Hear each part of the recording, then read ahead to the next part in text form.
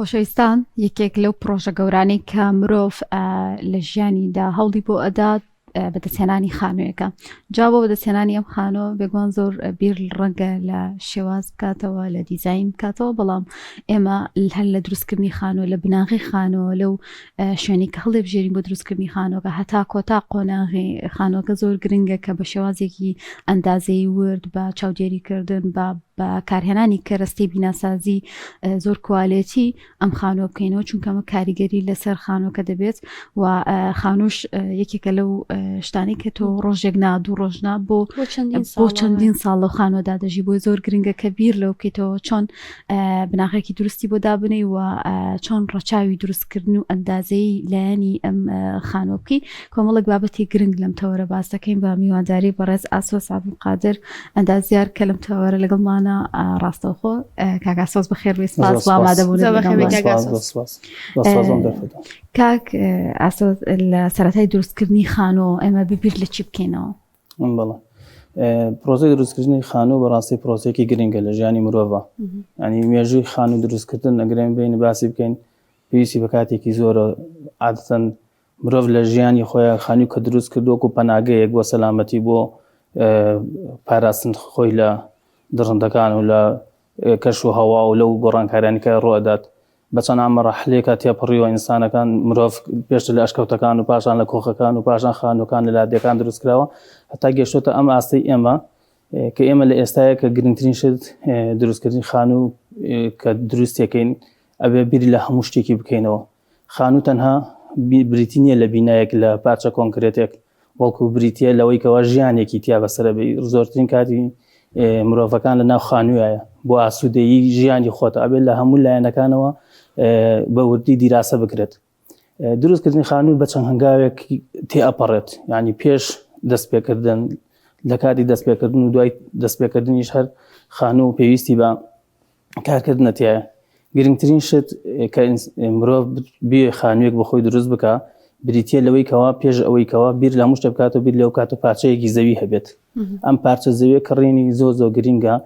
لە بەپێی داواکاری و تەڵەبیاتەکانی خۆت بێت، لە ڕووی ڕووبەرەوە، لە ڕووی شوێنەوە جوگرافیەکەیەوە، لە ڕووی بەرزی و نزمیەوە، نزیکی لە خەدەمات و لە پێداویستەکانی ژیانی مرۆڤ لە ڕووی خانۆکەت لەکوێ بێ هەندێک. بەڵێ ئەمانە هەمووی کاریگەریان زۆر هەیە. ینی بۆیە بەچەند مەراحلێک و پرۆسەیەک کاتی ئەپەڕێت دروستکردنی خانوو، گرنگترین شتیان بریتە لەوەی کە دیراسەکردنی شوێنەکە و لەمان کاتە نەخشەسازیەکی وردی بۆ بکرێت. ڕاوێژ بە کەسانی شارەزا بکرێت لە بوارەکەدا و یان کەسانێک کە پێشتر خانوویان دروست کردووە. ئەگەر تۆ ئەندازارێکشی دەست نەکەوێت لەوانە کەسێکی هاوسێکی خۆت یاخۆت ناسیارێکە تا بێ خانووی دروست کرد بێ لێ بپرسی مەسەلەن کێشەکانت چی لەم خانوویە، چی باشە چی خراپە، ڕاوێژ بکەی بە کەسانی شارەزا. لەم سەردەمەشە بەڕاستی تەکنۆلۆژیا کە ئێستا پەرەی سندووە کاریگەریکی زۆر، ینی خەڵک دەتوانێت لە ماڵەکەی خۆیەوە بە دوای نەخشەیەکا بگەڕێت، نەخشەیەک بدۆزێتەوە. بەڵام ئایا ئەو نەخشەیە هەمان ئەو داواکاری و تەڵەباتی خۆی هەیەی یاخودنا؟ زۆر باشە. لە ئێستادا خەڵکی کە نەخشەیەک هەڵدەبژێرێت بۆ خانووەکە یاخود بیناکەی بەپێی حەز و ئارەزوو خۆی هەڵی ئەبژێر، یاخود باشترە بەوەی کە بەپێی ڕووبەرەکەی چۆن ئەگونجێت بۆ شێوازە هەڵبژێرێت؟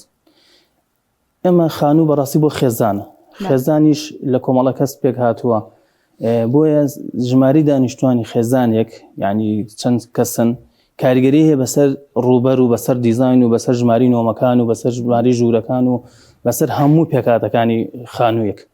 ینی بۆیە زۆر گرنگە کەسێک کە خانوویەک 200 مەتری ئەکرێ بیر لەوە بکاتەوە بۆ نمونە ئەم خانوویەک ئەیکڕە یاخود بنیاتیانێت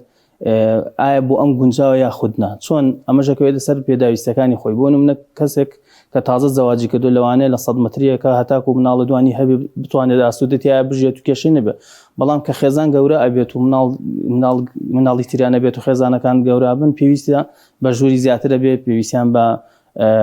شانێکی ئاسوودەترە بێ بۆ یاری مناڵە، بۆ میوانە. ینی بۆیە هەتاکو خێزانەکان گەورەتر بن، زیاتر ڕوبەری بیناکان گەورەترە بێت و لامان کاتە پێداویستەکانی ژیان زیاترە بێت. ینی ئەمە لە لایەکە و لە لایەکی تریشوە پێگەی کەسایەتی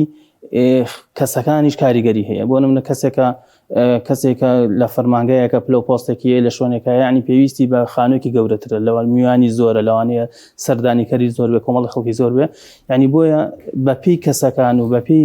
ژماری خێزان و پێگەی کەسایەتەکە خانوویش تقریبا پێگەی کەسەکە دیاریەکات. ئەنی بۆیە گرینگە هەچ کەسێک بەپێی پێداویستی و بەپێی پێداویستەکانی خۆی خانوو دروست بکات، نەک بەپێی ئەوەی کەوا چاو لە کەری با بڵێن. ئێستا خەڵکێکی زۆر فێر بووە بینایەکی دووسێقا دروست دەکات و خۆی یەک ژوورێکی پێویستە.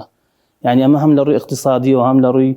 ژینگەوە کاریگەریە بەسەر ژینگەوە، چون کۆنکرێتێک زیادەکەی ئەم کۆنکرێتە کە زیادە بێت کاریگەریە بەسەر ئاوهەوا و ژینگە و پلەی گەرمی ئەوانە. بۆیە یعنی ئینسانەکان بەپێی پێداویستی خۆیان پێویستیان بە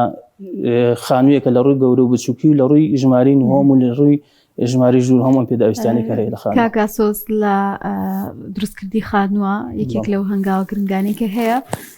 بوونی نەخشەیەکە بۆ خانووەکە. جا هەندێک کەسێ زۆر لە بابەتە ئەمێنێتەوە، ئەمەش تەنها نەخشێکی ئاسایی نیە، بەڵکو تۆ هونەری بەکارهێنانی ئەو ڕووبەڕەیە کە تۆ هەتاوە وەکووتت بەپێ ئەندامانی ئەو خێزانەیە تا شوێنێک ئەم بابەتە گرنگەوە چۆن ئێمە نەخشەیەکی گونجاو هەڵبژێرین بۆ خانوو. نەخشەی خانوو یعنی بیدایەتی هەنگاوی یەکەمە لە دوای دیاریکردنی زەوی. تۆ تاکو زەویەک نەبێت ناتوانانی نەخشە بکێشی، بەپێی زەویەکە تۆ نەخشا کێشی. نەخشەی هەموو پرۆژەیەک یاخود هەموو بینایەک پێویستەکە کەسانێکی شارەزا لە بوارەیە. بۆ نمونە تۆ خانوویەک دروستەکەی پێویستەکە تەلارسازێک ڕاوێژی پێ بکەیت یاخود نووسنگێکی ئەندازیاری ڕاوێژی پێ بکەیت و ئەو حەز و ئارزوانەی خۆت یان ئەو تەڵەبیاتانی خۆت ئەو داواکارین خۆت هەیە ئاڕاستی ئەو کەسەیەکەی کەکو دیزاینەرێک دیزاینەکەت بۆکە کە زۆر گرینگە دیزاینێک بکەیت پێشەوەی خانووەکە بکەیت، خۆت هەمووی یەکلایی بکەیتەوە، تەنانەت شوێنی دانانی فێرنیچەر و ئەساس و خەنەفە و شوێنی دانانی تیڤی و شوێنی ئەو پێداویستیانی کە لە ماڵە هەیە پێش ئەوەی کە تۆ بنیاتی بنەی هەمووی دروستکەیت. یعنی لە خەریتەکە دیزاینت بووە بکرێت و شوێنەکان دیار بێت بۆی بزانی تۆ چی دروست دەکەیت. دوو ڕۆژتر لەوانەیە کە تۆ بیناکە بنیاتەنیت ئەگەر خەریتێکی وازەحت نەبێت و حساباتی وردت بۆی نەکرد لەوانەیە کۆمەڵێک کێشە مەشاکلی توش بێ لە ڕووی خەدەماتی وەکو شۆنی کارەبا، لەوانەیە پلاکێکی پێویست بێت لە شوێنەکە نەبێت، لەوانەیە لە شوێنەکە پێویست بە بەلوعەیەک بێ نەبێت. یعنی ئەمانە یعنی نەک دیزاینەکە دیزاین تەنها ئێمە بەس کە خەڵکێکی عامەکەی ئێمە ئێستا بەس تەنها بیر لەوە پلانێک کاتەوە، بەڵام خۆی لە ئەسڵا دیزاین سێتێکە، یعنی پێگاتۆ لە هەموو خەدەماتێک و معماری مەدەنی ستراکچەرەکەی بۆی چۆن ئەم بینایە ڕائەگرێت و ڕۆشتر درز نەبات، کۆمەڵە مەشاکلی توش نەبێت، ڕوتوبە نەکات، یاخود لە ڕووی کارەبا و میکانیک و تەسیساتی هەموو ئەمانە بەڕاستی پرۆسەیەکە پێش بنیادنان ئەبێت تۆ سێتێکی کاملت هەبێ. بەڵام ئەمە بەڕاستی لە کۆمەلگای ئێمەیە زۆر گرنگ نییە، خەڵک زۆر گرنگی پێناداتر. ئایا ڕۆشنبیریەکی خەڵک بەو شێوازە یاخود ئێمە ئەندازار کەم تەرخەمی لەوەی نەمانتوانێت ئەم ڕۆشنبیری بە خەڵک بگەیەنین و خەڵک ئاگادار بکەینەوە و چۆن ڕۆشن فکر بنکەوە پێویستەکە خانوویەک بنیاتەنێت پێویستی بە پرۆسەیەکی ئەوەیە. زۆر باشە. من نەخشێکمان دیاری کرد با بێنە سەر بناغە و هێلکەرەکەی باشە بۆ ئەوی بناغەیەکی پتەومان هەبێت پێویستە چی بکەین و هەروە بناغە چ کاریگەریەکی لەسەر هەیکەل و بابەتەکانی دیکەی هەیە. ڕاست. پرۆسەی دووەم لە پاش تەواوکردنی دیزاینەکان بریتێ لە بنیادنان دروستکردن کە ئەمەش پێش ئەوەی کە تۆ هەر بنیایەک یاخود باڵەخانەیەک بنیاد بنیت چەند پرۆسەرێک هەیە، چەند هەنگاوێک هەیە ئەبێت تۆ جێبەجێ بکەی بووی بزانی ئایا ئەم گڵە تەحملی چ لۆدێک کە چ زەختێکەکات. لە ڕووی ئەندازیاریەوە ئێمە کۆمەڵە تێستمان هەیە، کۆمەڵە فەحسمان هەیە کە بۆ خاکەکە ئەکرێت ئایا ئەم خاکە توانێت چەندێک لۆدی هەیە هەڵ بگرێت کە ئەمە زیاتر لە ئێستاە داواکاریە لەلایەن لایەنە فەرمەکانی وەکو شارەوانی و وەبەرهێنان بۆ ئەو بینایانی کە چەند نهۆمن و بینای بازرگانین تا ڕادێ بۆ بینای سەکەنی زۆر اعتیماد ناکرێت سەری، بەڵام گرینگە ئەم بابەتە. تر بە پێی جۆری ئەو گڵە قەرار ئەدرێت لەسەر جۆری ئەساسەکەی، ئایا ئەساسەکەی بە بەرد بکرێ بە کۆنکرێت بکرێ کامل کۆنکرێت بێت یاخود ئەمە شێوازێکی ترەیە پێڵێن بعد لۆ جسرە یان بەوە بکرێت. یعنی ئەمانە هەمووی جۆری گڵەکە قەرارەدا. بەڵام ئەوەی کە ئایا شوێنێک بەرز بێ یاخود تەخت بێ ئەمەش کاریگەری هەیە لەسەری وەکو جۆری گڵەکە؟ شوێنێکی بەرز بێت یاخود سلۆپی تیابی ئەمانە ئەمەش کاریگەری هەیە، هەم کاریگەری سەر دیزاینەکە هەیە، چون لەم حاڵەتە لەوانێت تۆ دیزاینەکەی وا بکەیت بەشی ژێرەوەی بکەیت بە مەخزەنە یاخود گەراجە یاخود نهۆمێکی سەربەخۆ یاخود وەکو شوێنێک پڕی بکەیتەوە پێویستی بە جۆرێکی ئەساسی تر ئەمە پێڵێن پایڵ کۆمەڵی پایە لێ ئەدرێ بە جیازی تایبەت بۆ ئەوی کەوا ئەو بینایە لەسەر استقرار بکات و کە تۆ پڕەکەیتەوە زەختێکی زۆر نەچێتە سەر گڵەکە زیاد بچێتە سەر ئەو جۆرە ئەساسە کە پێوترێ پایل. یعنی ئەمەش کاریگەری هەیە، یعنی حتا سلۆپی کاریگەری هەیە، بەرزنزمی کاریگەری هەیە، کاریگەری لەسەر نەخشەکە هەیە و لەسەر جۆری بناغەکەش هەیە. کاگا سۆز لە ڕووی بەکارهێنانی کەرەستەی کوالێتی و ئەو بابەتانی کە کوالێتین چ کاریگەریەک لەسەر تەسیسات و بناغی خان و دروستەکە؟ کوالیتیش هەم یەکێکە لە فاکتەرەکان، یعنی یەکێکە لەو فاکتەرانی کەوا کاریگەریەکی ئیجابی و سلبی و باشی ئیجابیە و بە خراپیش ئەگەر موادێکی خراپێ سلبیە. یعنی ئێمە لە بنیادنانە لە هەیکەلا کە شیش و چەمەندۆ و بلۆک و خشت و ئەمانە بەکاردێت، ئەمە بووکو بنیادنانی هەیکەلی ستراکچەری بیناکان کە ئێمە ئەگەر بێن باسی خانوو بکەین، خانوو لە ئێستاە زۆربەی بە بلۆک و خشت دروست دەکرێت، کەمتر پایە و دستریتیا بەکاردێت. ئەمیش لەبەرەوەی لە ڕووی ئابوووریەکە و اقتصادیە خەڵکێک بیر لەوە کاتە کولفەیەکی کەمی تا سەرف بکە. ئەمە کاریگەری هەیە لەسەر بیناکان، یعنی بلۆکێکێکە لەو مەوادانەی کە لە عالەمە کەمترین ئیشی پێکرێت، لەبەرەوەی عەزلی ساردوگەرمی نییە، لەبەرەوەی توانای خوانەخواستە بوومە لەرزە و کۆمەڵە هۆکاری دەرەکی نییە. یعنی بۆیە زۆربەی خانووی ئێستا ئەتەقێت هەیەکی لە هۆکارەکانی کە ئەساسە بە دەرەجەی کاریگەری هەیە، لەبەرەوەی بە شێوازێکی ئەندازیاری ئەساسەکەی ناکرێت. کاریگەری دومی بلۆکە، یعنی بلۆکێکی لەو مەوادانەی بە کەمترین جوڵە ئەتەقێت و هیچ چارەسەریشی نییە. خشت باشترە بەڵام لەبەرەوەی کولفەیەکی زۆرە و گرانە خەڵک کەمتر ئەوەش یەکێ لە هۆکارەکان. باشە لە هەیکەلدا پێویستە گرنگی بە چ بابەتێکی بدرێت بۆ ئەوەی کە دواتر خانووەکەمان یاخود بیناکەمان تووشی زیان نەبێت؟ هەیکەل هەمووی گرنگە کە تۆ بیری لێ بکەیتەوە کە تووشی زیان نەبێت. گرنگترین شتیان ئەساسە، یعنی تۆ ئەگەر ئەساسێکی باشت هەبێ هەیکەلەکە لەسەرم ئەساسە دانیشێت، کەمترین تووشی خوانەخواستە ڕوخاندن یاخود درز و یاخود هۆکارەکانی ترە بێتەوە. ئەمە یەک. خاڵی دووەم بریتە لە جۆری ئەو مەوادانی کە وەکو بلۆک و خشتەکە باسمان کرد کە بەکاریان شتێک لە فەحز دەربچێ. ئەگەر بتوانیت لە هەر شوێنێک ڕیتت داوای تێستی فەحسی بکەیت لە مختبەرە کە حکمی هەیە و ئەهلیش هەیە، ئەتوانن زۆربەی و کۆمپانیانە تێستیان هەیە خۆیان لە فەرمانگە حکومیەکانی ژەوانی کەوا تێستی تایبەت بە موادی بیناسازیەکە نەتوانی داوای بکەیت بۆی کەەوە دڵنیای بیتەوە کە ئەم موادە باشە. ئەمە خاڵی دووەم. خاڵێکی سێم بریتە لە ژینگەی چواردەورت، ینی بۆ نمونە ئەگەر چواردەوری بینایەک چۆڵبێک زیاتر فاکتەری دەرەکی کاریتی ئەکات، ینی بۆ نمونە ئەساسەکە خۆی مەزبوطە، ژێری مەزبوطە، بەڵام زەویەک لە تەنیشتی چۆڵە ئێستا بینانیە لەوانەیە چاڵ بێ ئاوی لێ ئەوەستێت، یاخود بۆ نمونە بارانە بارێک بای خۆی ینی کۆمەڵێ فاکتەری دەرەکی وەکو باران ئەوانە کاریگەری هەیە. ئەمە دێتە ژەرم ئەساسی تۆ لەم کاتێ ئەساسەکەی تۆ چەندێ باشیش بێ هەر کاریگەری هەیە بەسەرەوە بەلایەکە لەوانەیە تۆزێک بجوڵێت کاریگەری دروست دەکات و بیناکەت لەوانەیە تووشی داڕوخان و یاخود درز بێت و ئەمەش هەر زەرەرە بۆ بیناکی تۆ، بەڵام هۆکارەکەی تۆ نەبوویتە، لەوانەیە هۆکاری دەرەکیە زیاتر ئەمان. باشە لەوانەیە هۆنێکیان پێشتە بڕم، لەوانەیە هەندێک کەس بڵێت کە لە بناغەکە شیشێکی باش و کەرسێکی زۆر باش بەکارێنە، بەڵام دوای سێرەکی دوای 1-2 ساڵ درزێکی تێ ئەبێت. ئەمە هۆکاریش چییە؟ خۆی یەکی لە هۆکارەکانتر نام کوالیتی مەوادەکانە. کوالیتی مەوادەکان کاریگەری هەیە و فاکتەری دەرەکیەکانیش ساردوگەرمیش کاریگەری هەیە. ینی ئێمە هەموو مەوادێک توانێت کشانی، ئێمە هاوکەڵکی کشانی پێڵێن هەموو مەوادێک ئەکشێت بە ساردوی بە گەرمی، ئەکە گەرمە بێت بای خۆی ئەکشێت و کە سارد دەبێتەوە چڕە بێتەوە. بۆیە هەندێک جار هەندێک لە درزەکان هۆکارەکەی ئەساس نییە، بەڵکو پلەی گەرمیە، ینی دەرەوە و ناوە کە پلەی گەرمیان جیاواز بوو کاریگەری دروستەکە لەسەر بیناکان کە درزەبێت. ئەگەر باس لە کارەبا و ئەو ئاوڕۆی خانۆکان یان باڵەخانەکان بکەین، ئەمە دەبێت چۆن چاک بکرێ و چ کاریگەری لەسەر بینە و باڵەخانەکان دروستەکە؟ بەنسبەتی ئاوڕۆ ئەوانە ئەمەش وەکو پێشتر باسمان کرد، ئەگەر بێت و ئێمە بینایەکی تاو ئەندازیاری دروست بکەین و لە بیدایە تا بیر لە هەموو وردەکارەکانی بکەینەوە، ئەو کاتە تەسیسێکی کارەبایی باشی بۆ دابنین، کەسانی شارەزا تەسیساتەکەمان بۆ بکەن. عادەتەن ئێستا خەڵک کە بینای دروستەکە بە تایبەتی خانوو بیر لەوە کاتە کەمترین تێچووی هەبێ. ئەم کەمترین تێچوو زۆربەی کات ینی بێتە هۆکاری ئەوەی کەوا سیانەکردنەوە یاخود زەرەر و زیانەکان یاخود بتەوێت گۆڕانکاریێک بکەیت لە دیزاینەکان نتوانانی بە ئاسانی بکەیت. بۆ نمونە کارەبایەکێک لە هۆکارانی کە بە ئەندازیاری دروست بکرێت، ئەم بووە هەمووی تەسیساتی بۆڕی بۆ دابدرێت، بۆی خوانەخواستەگەرت کێشەیەک هەبێ وایرەکان کێشەیەکی تۆیە دروست بێ شۆڕتێک بێت و وایرەکە دەرەکەیت و بەناو بۆڕەکە بێەوەی کە فنیشینگی بیناکە تێک بدەی وەکو گەچ و کاشی ئەوانت بەناو بۆڕێکاتەوە تەسیساتی خۆتەکەیت هیچ کێشت بۆ دروست نابێت بەڵێ تەنانەت بۆ تەجیساتی ئاوەڕۆژ ینی بە تایبەتی ئاوی سارد و گەرم کە ئێمە پۆتەیبڵی پێڵێن یعنی ئەتوانانی لە سەقفەکانە بکرێت لە جاتیەوەی لەژێر کاشای بیکەی لە حاڵەتێکا تۆ لە سەقفەکەیە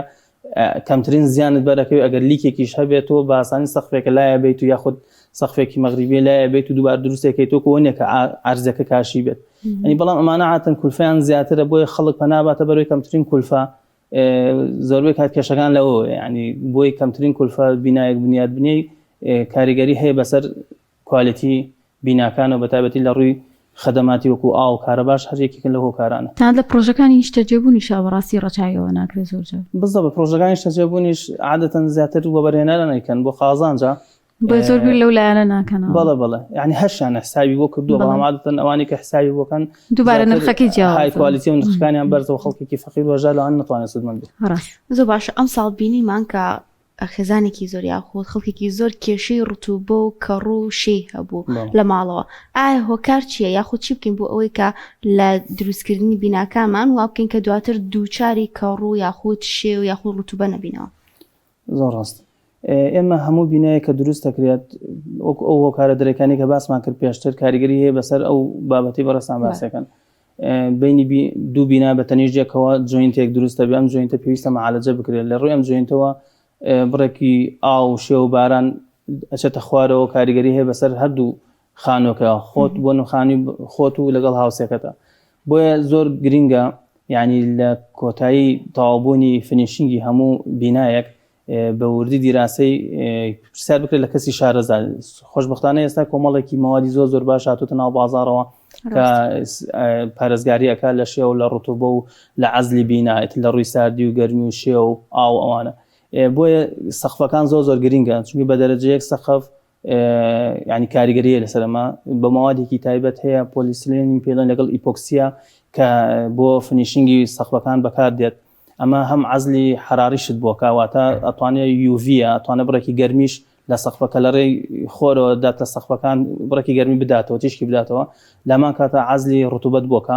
پاشان جوینتی بینی خانۆکان بە مەوادی تایبەت هەیە مەوادی ماستیکی پێڵین ئێمە چەند جۆرێکی هەیە لە ناو کیسی تایبەتایە هەیە لە ناو گاڵۆ نەوتەنەگایە ینی ئەمانە کەسانی شارەزا هەن ستافی شارەزا هەن ئەتوانی پرسیان پێ بکەیت و پێشەوەی کە تۆ بچیتە ناو بیناکەتەوە و ئەم مەشاکلانت هەل بکەیت نەک دوای ئەوە کە تۆ ڕوتوبەی کرد و گەچت پیس بوو یاخود سەقف مەغریبی تێک چون اینجا دوای تو معالەجەکەی کاتە دوو جار زیانت بەرەکەی یەکەم جار بیکە پێش ئەوەی کە بچیتە ناوی پێشەوەی زیانەکەت بەرکەوی باشترە بڕای باشە بوونی هەوا گۆڕکێ لە سەقفدا تا چنە کاریگەری هەیە لەسەر ئەم بابەتە ئەمیش کاریگەری هەیە یەک گرنگترین شتیان بۆ من هەوا گۆڕکەی ئەمە عادەتەن هەموو ماڵێکە سایرش زۆر گەرمە کە هەموو ماڵێک گەرمەیەکی ئەم گەرمێ ئەچێتە سەر بۆ سەقفەکان لە بەرەوەی چڕی گەرمی کەمترە بەرزە بێتەوە لە بینی سەقفەکە و لە بینی سەقف سانەوەیەکە بڕێکی هەوا ئەمێنێتەوە ئەگەر ئەو هەوا گۆڕکێ نەبێ تووشی دڵۆپان نەبێ ئەنی زۆربەی کات ئێمە کێشەمان توش بۆ خەڵکێکە بووە خانم دروست کردووە خانۆکەم زۆر کوالیتی باشە لەسەرەوە هیچ درزێکی تیانێک کەچی سەقف مەغریبیەکەم تێک چووە بۆ نمە ڕوتوبەی داوە لەبەرەوەی هەوا گۆڕکەی بۆ نەکردووە ئەم هەوا گۆڕکەیە ئەو هەوا گەرمەیە کە لەسەرەوەی و سەق بە تایبەتی لە زستانە دەرەوە ساردا زۆر گەرمە تووشی دڵۆپان نەبێت و ئەم حاڵەتە دروستە بێ ینی بۆیە زۆر زەرورە ئێستا دەکردێکێکە لەو پێکاتە سەرەکانی کە لە خانووی ئەکرێ بۆ سارد و گەرمی لەگەڵ دەکتەکەیە تۆ حسابی هەوا گۆڕکەش بکەیت یان چۆن دەکتێک دروستەکەی بۆ هەموو ژوورێک بە هەمان شێوە دەکتێک بە یاخۆت فەراغێکی هەوایی جێبێڵیتۆ لە بینی سەقفەکانە بۆ هەموو ژوورەکان و بۆی هەواگۆڕکەی ڕوو بدات و لەیەکی لە ئۆپنەکانەوە بێت یاخۆت بە شێوازێکی ئەندازیاری پرس بە کەسێکی شارەزا بکرێت هەواکە بچێتە دەرەوە بۆی لەڕێ ئەو دەرچوونەشەوە ئاو نەیەتەوە ژوورە دووبارە ینی شێوازێک بێکەوە ئیجابی بێ سلبی نەبێت کاگاستۆز ئەگەر باس لە ڕووناکی بکەین سیستەمی ڕووناکی سروشتی لە ماڵە چۆن جێکرێتەوە ئامەش هەر بەشەکە لە نەخشەی خانۆکەیان ئەوە بە چ ڕێکارێک ئەنجام بدرێ باشە ئێمە بە نسبەتی ڕووناکی ینی ئێمە بە تایبەتی لە ئێستای کە کارەوە 24 کاتژمێری بێت یعنی بێ بیر لەوە بکەینەوە زۆرترین هۆکارەکانی سروشت ینی بەکار بێنین کە ئێمە پێڵین سەستەنێبڵ واتە دووبارە بەکارهێنانەوەی ئەو وزانی کە هەیە لە ژیان هەر بۆ تەندروستی ئینسانیش ڕووناکی سروشتەکە بۆ تەندروستی ئینسان هەم بۆ ئەوەی کەمترین وزە بەکار بێنین سیستەمی ڕووناکیەکی گونجاوت هەبێت کە پەنجەرەکانە ینی خەڵکێکی زۆر ینی من چوومەتە سەر خانوویەکی زۆر سرم کردو ئۆپنێکی دروست کردووە لە بەڵێ. پشتەوە حەوشەی کراوەیەکی هەیە بەڵام بانی بە چینکۆیەکدان داخستۆ نە ڕووناکی هەیە نە هەوا گۆڕکەی هەیە ینی ئەمە بەڕاستیکێکە لەوانەی کە کاریگەریەکی سلبی هەیە ینی تۆ لەسەر خانەکە خانەکەت. تاریکە بێ ئەمە یەک هەوا گۆڕکێت نابێ ئەمە دوو ڕووناکیێکی سروشیش نابێت کە ئەمەش هەر بۆ تەندروستی مرۆڤەکان ینی پێویستەکە تۆ خۆت بدات لە هەموو ژوورێک بۆ لەلایەنی تەندروستیەوە لەلایەنی ڕووناکیەوە ئەنی بۆیە پەنجەرەکان گرنگە پەنجەرەکان بە شێوازێکی لە شێوازەکان بێت ڕووناکی باشیان پێ بگات و هەوا گۆڕکیان هەبێت بە پێی نەخشەکە پێویستەکە لە چەند شوێنێک هەموو ژوورێک هەوا گۆڕکی خۆی و ڕووناکی خۆی هەبێت. جاسە زۆرێک لە خان و باڵەخانەکانە بینین ینی زۆرێک لە ڕوبەرەکان کردووە بە پەنجەرەیان جۆرێک لە ڕووناکی ئەمەش دروستە ینی تۆبڕێکی زۆر لەم ڕووناکی و پەنجەرانە هەبێت ئەوەی شەیەکی کە لە کاریگەرە سلبیەکانی بۆ هەندێک شوێن نابێت بۆچی لەبەرەوەی ئێستا بۆ هەندێک شوێن کە یان هەندێک ڕووگا یان بۆ نە تۆ ڕۆقیبلەی لەوانێ پەنجەرەی گەورەی کە بلەوە کارانی کە لە هاوینانە پڕێکی گەرمی زۆر بێتە ناو خانەکەتە پێویست بە بوزەیەکی زۆرەوەی سادیکەیتەوە ینی بۆیە ئێستا خەڵکێکی ڕاستی ڕزمە ینی شێوازێکی چاولەکەری پەنجەرەی گەورە دروست دەکات و بیر لەوە ناکاتەوە کەمە ڕووی لەکوێ ینی دیراسی ناکات هاوسەنگیەک بێ دیزاینێکی جوان بێ کە کاریگەری باشی لە کەسی شارەزا ناکە ینی ئەمانە ئێمە هەمووی دیراسەی ئەکرێت لە زانکۆکانە ینی بیر لەوە ئەکرێتەوە کەوا ڕوبەری پەنجەرەکان چەنە بێت ئاراستی چۆنە چەنە خۆری بەرەکەوێت چۆن بتوانی سێبەری بۆ دروست بکەی چۆن بتوانی لە تشکی خۆر و لە بارانەوەوانە پەنجەرەکان پارێزیت کە لۆڤەری بۆ ئەکرێت و کۆمەڵە شێوازی لۆڤەر هەیە ئەمانە هەمووی کاریگەریان هەیە بەسەر ینی پەنجەرە و بەسەر خەبارە و بڕی ئەو ڕووناکیکە لە پەنجەرەکانی تێژوو کاکاسۆزەمە بکەمە کۆتا پرسیار چوەرزێک وەرزی کارکردنا بۆ دروستکردنی خان و وەروەها بینە وڵی ئەم وەرزە تقریبا لە مانگی پێنجەوە باشترین وەرزە لەبەرەوەی بارانێکی لەوە کارانێکەوە ڕێگرە لەوەی تۆ بەردەوام پرۆسی بنیادنانی خانۆکە لەوانەیە بوەستێنێت ینی نەتوانی ئەساس بکەی نەتوانی بۆ نمونە حەفر بکەی نەتوانی دیوار بکەی حتا کۆمەڵی مەوادی فنیشنگەیەک و گەچ و ئەوانە لە وەرزی بارانبارین و وەرزیەکی ساردا درەنگ وشکە بێتەوە شێ دروستەکە بەڵام لەم وەرزە باشترین وەرزەکە تۆ دەست بە بنیادنان بکەیت و تاکو مانگی تقریبا 11 باشترین وەرزە بۆ ئەوەی تۆ دەست بە بنیادنانی خان و باڵەخانەکان بکرێت و تقریبا هەروەش ینی سیوە سیستەمی لاتە بە تایبەتی لەم ژینگەی ئێمە ئەم ساڵی لە دەچێت ماشەڵڵا باران زۆر بارێت تا ئێستارە بارێ ینی ساڵانی لە مانگی چوارەوە تقریبا گونجاو بۆی بتوانانی دەست بە بنیادنان. بەڵێ سپاس بۆ بەڕێز ئاسۆز عەبدولقادر ئەندازیار کە لەم تۆڕە لەگەڵمانە سپاس بۆ زانیاریەکانت. دەست خۆش بکە ئاسۆس.